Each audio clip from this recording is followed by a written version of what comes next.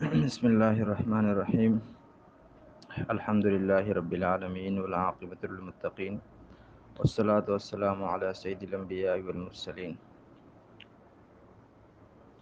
ترجمہ اور تفسیر کے کل کے سبق میں ہم نے جو آیتیں پڑھی ہیں ان آیات کے اندر یہ بات بتائی جا رہی تھی کہ جو لوگ روز جزا یعنی قیامت کے منکر ہیں اور اس کو جھٹلاتے ہیں تو ان کا انجام کیا ہے، اور اسی طرح اس جھٹلانے کی وجہ کیا ہے۔ تو اس کے وجہ کی طرف اللہ تعالیٰ نے اس آیت کے اندر اشارہ فرمایا تھا، کلا بل ران علی قلوبہم ما کانوا یکسبون، کہ ہرگز ایسا نہیں ہے جیسا یہ جھٹلاتے ہیں، بلکہ حقیقت یہ ہے کہ ان کے دلوں پر ان کے اعمال کی وجہ سے زنگ چڑھ گیا ہے۔ اور انسان کا جو دل ہوتا ہے وہ ایک آئینے کی طرح ہوتا ہے جس میں ہر چیز شفاف اور واضح نظر آتی ہیں، لیکن جب اس دل کے اوپر گناہوں کا زنگ چڑھ جاتا ہے، فسق و فجور کا، کفر اور شرک کا زنگ چڑھ جاتا ہے، تو پھر انسان کے لیے اچھے برے کی تمیز اور فائدہ اور نقصان دینے والی چیزوں کا فرق کرنا مشکل ہو جاتا ہے۔ آج ہم جو آیتیں پڑھیں گے ان آیتوں کے اندر قیامت کے دن منکرین قیامت کو جو عذاب دیا جائے گا اس کا تذکرہ ہے۔ چنانچہ اللہ تعالیٰ کا ارشاد ہے، اعوذ باللہ من الشیطان الرجیم، کلا انہم عن ربہم یومئذ لمحجوبون۔ کلا، یہ جو کلا کا لفظ ہے، ایک تو یہ سامنے والے شخص یعنی مخاطب کی بات کو رد کرنے کے لیے بھی آتا ہے کہ جیسا آپ سمجھ رہے ہیں، جیسا آپ سوچ رہے ہیں ایسا ہرگز نہیں ہے، اور اسی طرح اس کلمے کا ایک مطلب جو ہے نا وہ یقیناً کی بھی کیا جاتا ہے، حقاً کی بھی کیا جاتا ہے۔ تو یہاں یہ اسی معنی میں ہے کہ کلا یقیناً انہم عن ربہم یومئذ لمحجوبون، یقیناً یہ لوگ یعنی جو منکرین قیامت ہے، یقیناً یہ لوگ ان کو قیامت والے دن اپنے رب کے دیدار سے روکا جائے گا۔ انہم عن ربہم، ان کو اپنے رب کے دیدار سے یومئذ قیامت والے دن لمحجوبون، یہ روکے جائیں گے۔ ثم انہم لصال الجحیم، اور پھر صرف اسی پر بس نہیں ہے بلکہ انہم لصال الجحیم، بے شک یہ لوگ جہنم میں داخل ہوں گے۔ ثم یقال، پھر ان سے کہا جائے گا، ھذا الذی کنتم بہ تکذبون، یہی وہ عذاب ہے جسے تم دنیا میں جھٹلاتے تھے، یہی تمہارا وہ انجام ہے جسے تم دنیا میں جھٹلاتے تھے۔ یہاں تک منکرین قیامت کا تذکرہ تھا اور ان کے عذاب کا تذکرہ تھا۔ آگے تصویر کا دوسرا رخ، یعنی جن لوگوں نے دنیا میں اپنی زندگی اللہ کے احکامات کے مطابق گزاری ہیں، جو دنیا کے اندر نیک اور صالح اور متقی رہیں، ان کا کیا انجام ہوگا، ان کے اعمال نامے کہاں ہوتے ہیں، اگلی آیات میں ان کا ذکر ہے۔ کلا، بے شک، ان کتاب الابرار لفی علیین، بے شک نیک لوگوں کے اعمال نامے وہ علیین میں ہیں۔ وما ادراک ما علیون، اور آپ کو کیا معلوم کہ علیون کیا ہے۔ کتاب مرقوم، اور یہ جو نیک لوگوں کے اعمال نامے ہیں یہ ایسے رجسٹر ہے مرقوم جن پر مہر لگی ہوئی ہے۔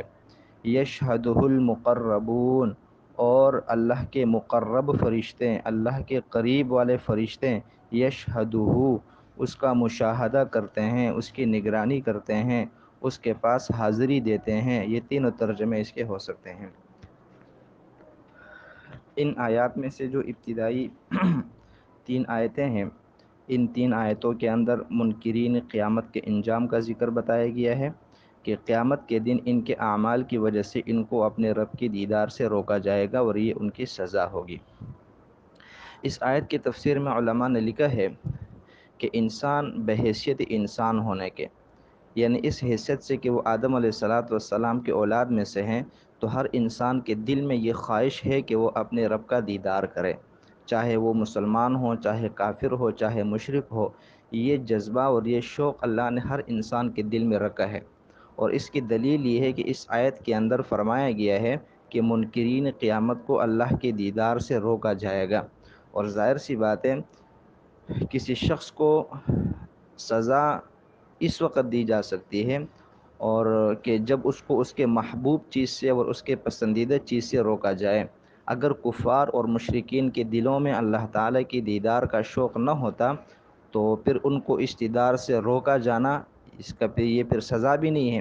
تو اس کو سزا تب کہا جا سکتا ہے کہ جب ان کے دل کے اندر اللہ کو دیکھنے کی چاہت ہو اور پھر ان کو اس دیکھنے سے محروم کر دیا جائے، تو تب ہی اس کو سزا کہا جا سکتا ہے۔ اسی طرح اس آیت سے یہ بات یہ بھی معلوم ہو گئی کہ یہ جو اہل ایمان ہے، جو متقی اور پرہیزگار ہے، ان کو قیامت کے دن اللہ کا دیدار ضرور نصیب ہوگا۔ البتہ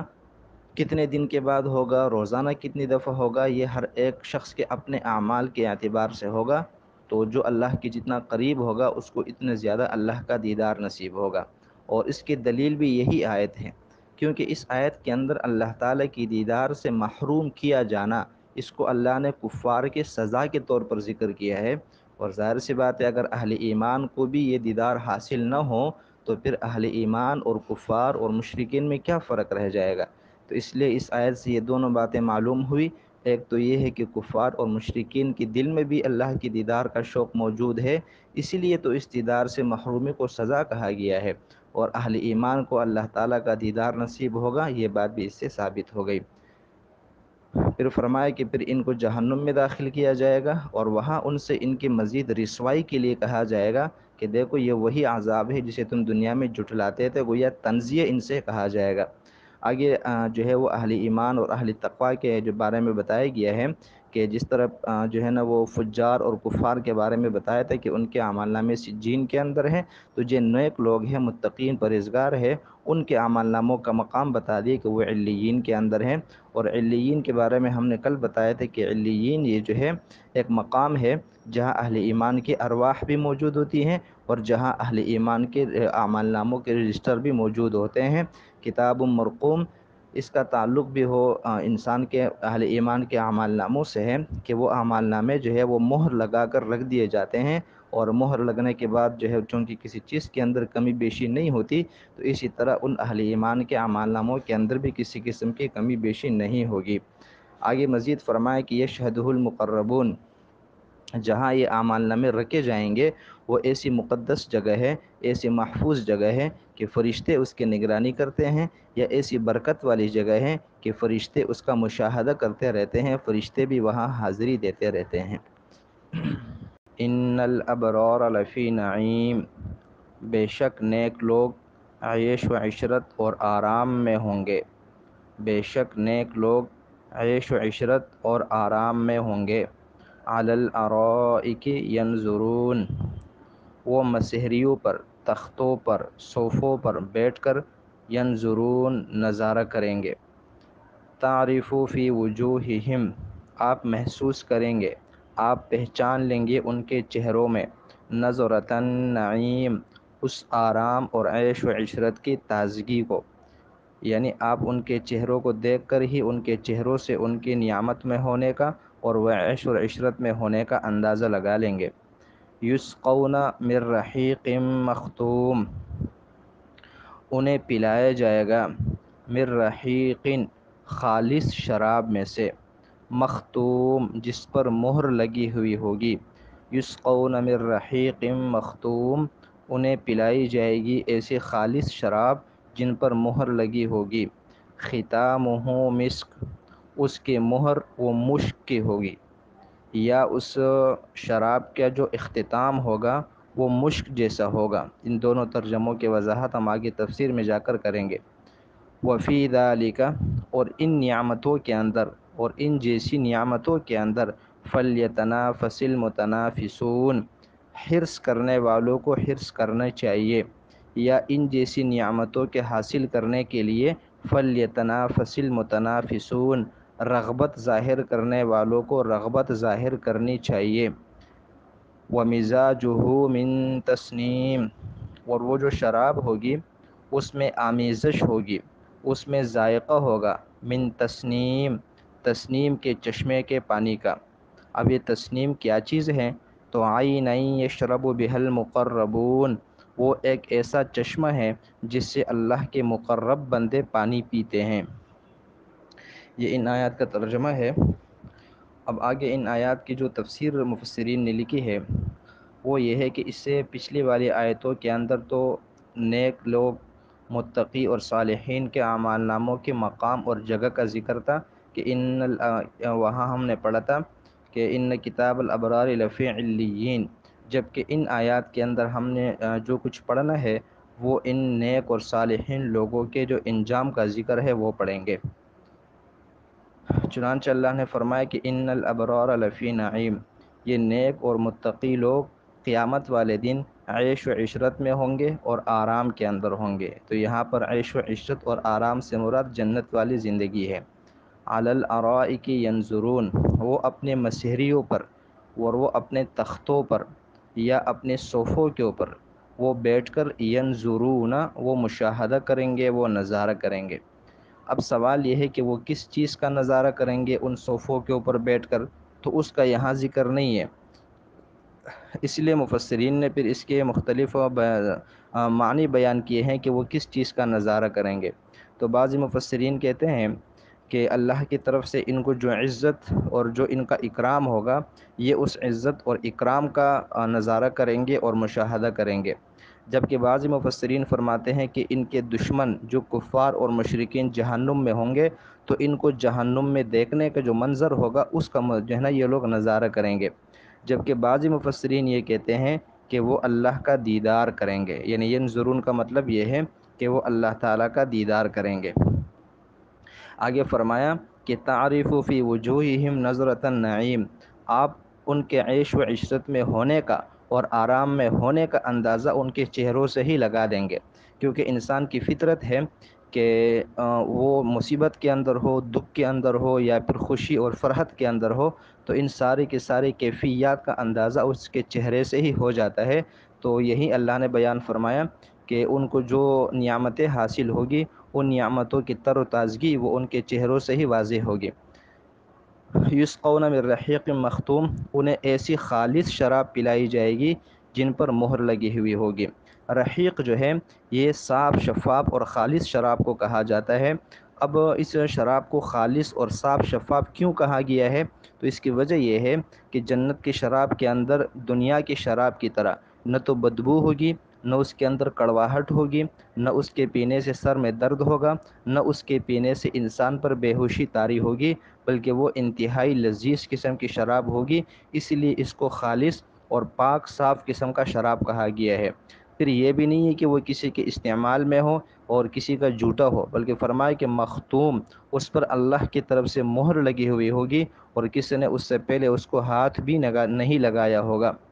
آگے فرمایا کہ ختامہ مسک، اس کے اوپر جو مہر ہوگی وہ مشک کی مہر ہوگی، دنیا کے مہر کی طرح نہیں بلکہ مشک کی مہر لگی ہوئی ہوگی۔ تو ختامہ کا ایک مطلب مفسرین نے جو نا وہ مہر کے کیا ہے کہ اس پر جو مہر ہوگی وہ مشک کی ہوگی، جبکہ ختامہ مسک کا دوسرا ترجمہ مفسرین یہ کرتے ہیں کہ اس شراب کا جو اختتام ہوگا وہ مشک پر ہوگا، یعنی اس شراب کو پینے کے بعد جو آخر میں ذائقہ پیدا ہوگا وہ ذائقہ مشک کا ہوگا۔ جیسے مثال کے طور پر دنیا کے اندر کسی کو جب کھانا پیش کیا جاتا ہے تو کھانا کھانے کے بعد بسا اوقات مزید تلذذ کے لیے اور مزید جو ہے نا وہ لذت حاصل کرنے کے لیے چائے پیش کی جاتی ہے، کولڈ ڈرنک پیش کی جاتی ہے، یا الائچی پیش کی جاتی ہے، یا پان پیش کیا جاتا ہے، یا سونف جو ہے نا وہ پیش کیا جاتا ہے، جیسے مختلف علاقوں میں رواج ہوتے ہیں۔ تو اسی طرح جب اہل جنت کو شراب پلائی جائے گی تو شراب کو پلانے کے بعد انہیں مشک بھی جو ہے نا وہ دیا جائے گا۔ آگے فرمائے کہ ان جیسی نعمتوں کے حصول کے لیے دنیا میں ہی کوشش کرنی چاہیے۔ آگے اس شراب کی مزید وضاحت ہے کہ وہ مزاجہ من تسنیم، اس شراب کے اندر تسنیم نامی چشمے کے پانی کو بھی ملایا جائے گا، اس کی بھی آمیزش ہوگی اور اس کی بھی جو ہے نا اس سے خوشبو آئے گی۔ اب تسنیم کیا ہے؟ تو عین یشرب بها المقربون، یہ جنت کے اندر ایک ایسا چشمہ ہے جس سے اللہ کے مقرب فرشتے، اللہ کے مقرب بندے جو ہے نا وہ پیتے ہیں اور وہاں سے وہ اس کو استعمال کرتے ہیں۔ تو مطلب یہ ہوا کہ جو اللہ کے مقربین خاص اور خصوصی بندے ہیں ان کا تو پانی جو ہے اور ان کی جو پینے کی ترتیب ہے وہ تو تسنیم کے چشمے سے ہی ہوگی، لیکن جو عام متقین ہیں، جو عام اہل ایمان ہیں، ان کو جو شراب دی جائے گی اس شراب کے اندر بھی تسنیم کے چشمے کا پانی ملا ہوا ہوگا، تاکہ ان کو وہ ذائقہ بھی حاصل ہو جائے۔